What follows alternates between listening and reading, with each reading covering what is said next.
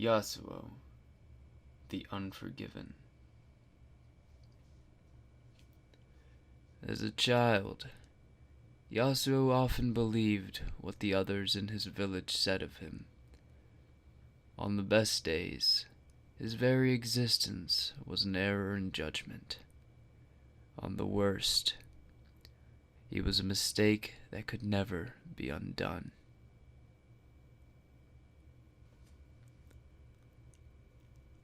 Like most pain, there was some truth to it. His mother was a widow, already raising a young son, when the man who would be Yasuo's father blew into her life like an autumn wind. And just like that lonely season, he was gone again before the blanket of Ionian winter settled over the small family. Even though Yasuo's older half-brother, Yone, was everything Yasuo was not: respectful, cautious, conscientious, the two were inseparable. When other children teased Yasuo, Yone was there to defend him. But what Yasuo lacked in patience, he made up for in determination.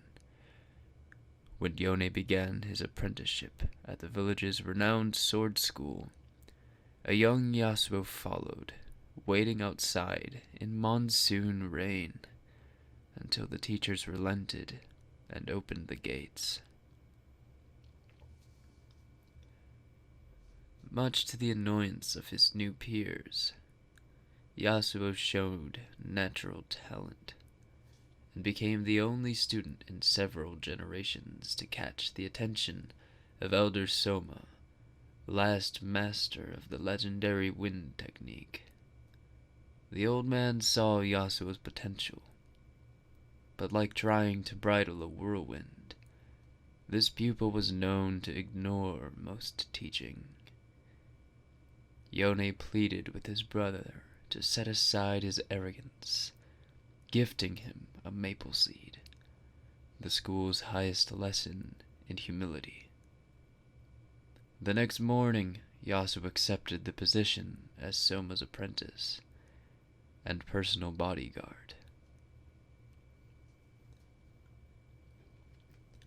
When word of the Noxian invasion reached the school, some were inspired by the great stand that had been taken at the Placidium of Navori, and soon the village was bled of the able-bodied.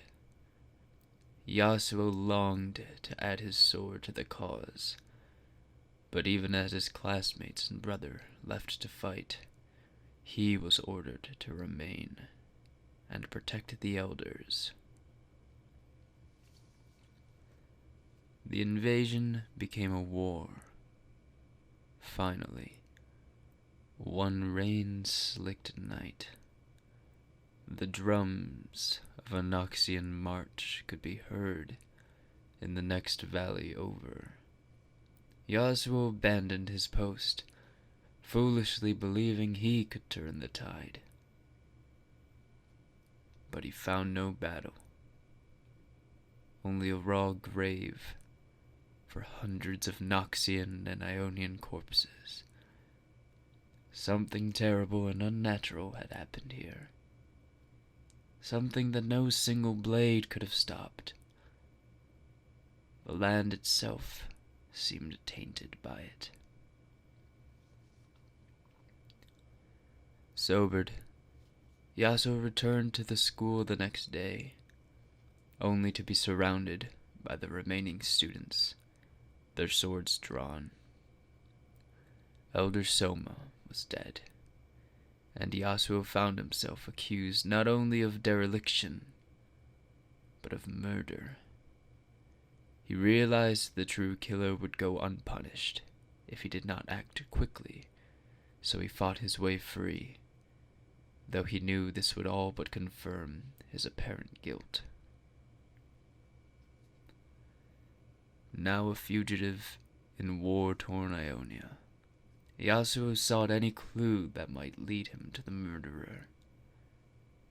All the while, he was hunted by his former allies, continually forced to fight or die.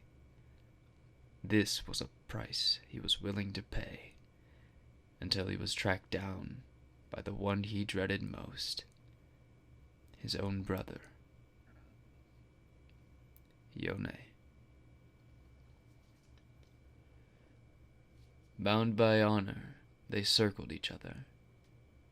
When their swords finally met, Yone was no match, and with a single flash of steel, Yasuo cut his brother down.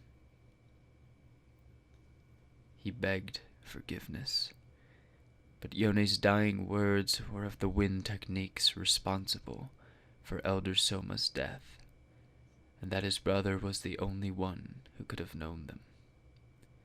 Then he fell silent, passing on before he could grant any absolution. Without master or brother, Yasuo roamed the mountains distraught, drinking away the pain of war and loss, a sword without a sheath.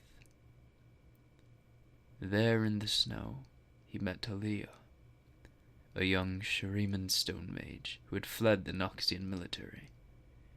In her, Yasuo saw an unlikely student, and in himself, an even more unlikely teacher. He trained her in the ways of elemental magic, wind shaping stone, embracing at last the teachings of Elder Soma. Their world changed with rumors of a risen Shuriman god emperor. Yasuo and Talia parted ways, though he gifted her the treasured maple seed, its lesson now learned.